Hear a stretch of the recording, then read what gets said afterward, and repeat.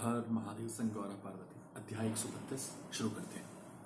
श्री कृष्ण द्वारा बाण की भुजाओं का काटा जाना, सिर काटने के लिए उद्धत हुए श्री कृष्ण को शिव का रोकना, उन्हें समझाना, श्री कृष्ण का परिवार समेत द्वार को लौट जाना, बाण का तांडव नृत्य द्वारा शिव को प्रसन्न करना, शिव द्वारा उसे अन्य अन्य वरदानों के साथ महाकालत्व की प्राप्ति।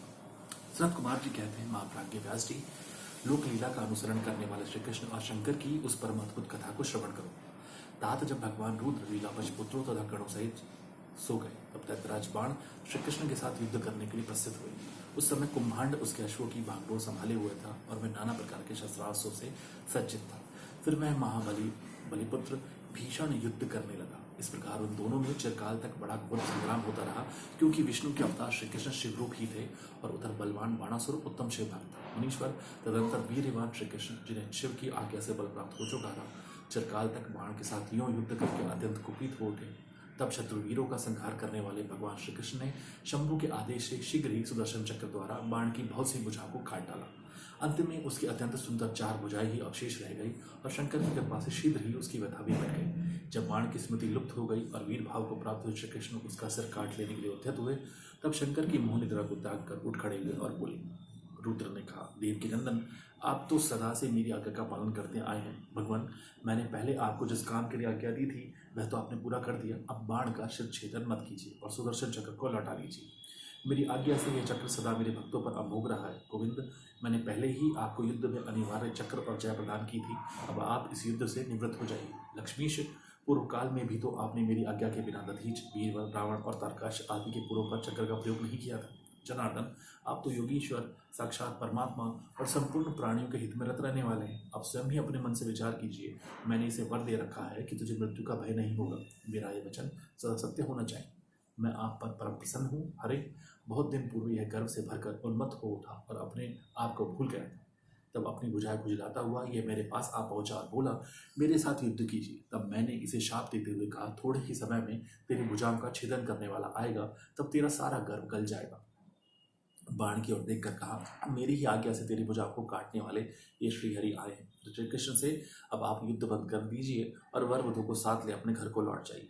यो कहकर महेश्वर ने उन दोनों में मित्रता करा दी और उनकी आज्ञा ले वे पुत्रों और गणों के साथ अपने निवास स्थान को चले गए। कुमार जी कहते हैं, मुने, शंभु का कथन सुनकर अक्षत शरीर वाले श्री कृष्ण ने सुदर्शन को लौटा लिया और विजय श्री से सुशोभित हो वे बाणासुर के अंतःपुर में पधारे।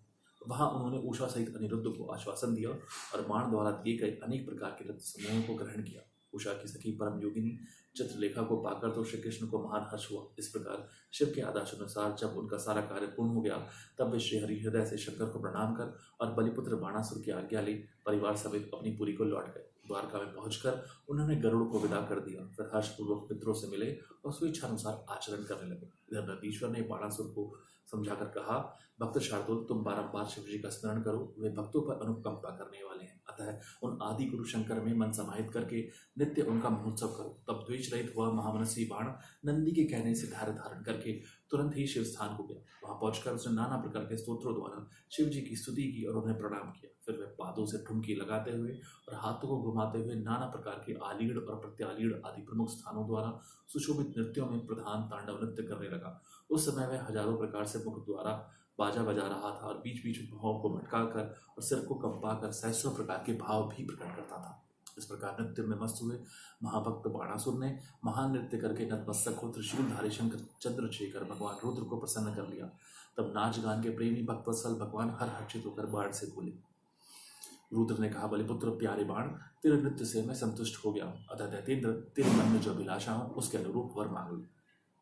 सनत कुमार जी कहते हैं, मुने, शंभु की यह बात सुनकर दैत्यराज बाण ने इस प्रकार वर मांगा, मेरे घाव भर जाए, बाहुयुद्ध की क्षमता बनी रहे, मुझे अक्षय गणनायकत्व प्राप्त हो, शोणितपुर में उषापुत्र अर्थात मेरे दोहित्र का राज्य हो, देवताओं से तथा विशेष करके विष्णु से मेरा वैर भाव मिट जाए, मुझ में रजोगुण और तमोगुण से युक्त दुर्षित दैत्य भाव का पुनः उदय न हो, मुझ में सदा निर्विकार शंभु भक्ति बनी रहे और शिव भक्तों पर मेरा स्नेह और समान प्राणियों पर दया भाव रहे।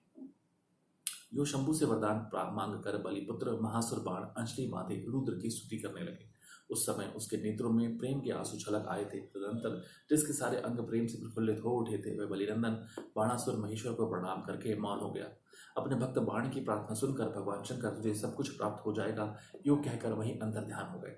तब शंभु की कृपा से महाकालत्व को प्राप्त हुआ रुद्र का अनुचर बाण परमानंद में निमग्न हो गया। व्यास जी, इस प्रकार मैंने संपूर्ण भुवनों में नित्य क्रीड़ा करने वाले समस्त गुरुजनों के भी सदगुरु शूलपाणी भगवान शंकर का बाण विषय चरित्र, जो परमोत्तम है, कर्ण प्रिय मधुर वचनों द्वारा तुमसे वर्णन कर दिया। हर हर महादेव, शंकर। धन्यवाद।